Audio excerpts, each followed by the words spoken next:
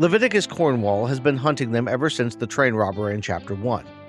And Micah has convinced Dutch that the only way to fix their situation is to take out the robber baron. He's coming to Annesburg to look into buying the mine, but that operation winds up being derailed as Dutch steps out from behind some nearby crates to try and extort him.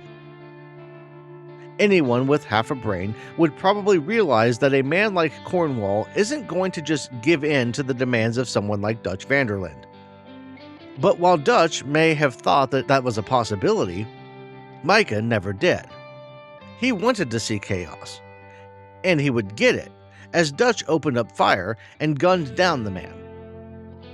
This is more or less a repeat of the situation with Bronte from Chapter 4, though on a much bigger scale, as Cornwall was much richer and more powerful than Bronte.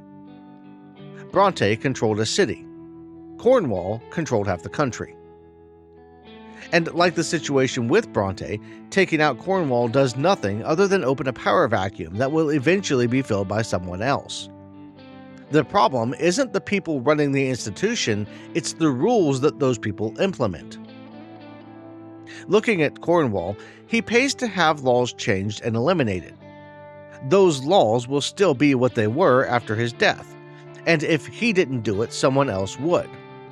A lot of that comes from a complacency in society, a willingness to point to a villain rather than address the actual causes of things like wealth inequality and an unfair system.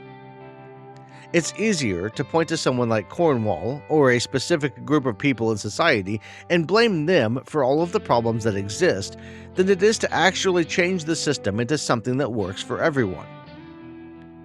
If there's one lesson that we can take away here, it's that the best thing we can do for society as a whole is to be informed and actively participate in making the world better overall.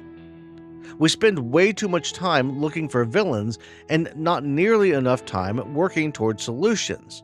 And until we start making an effort, things will never improve.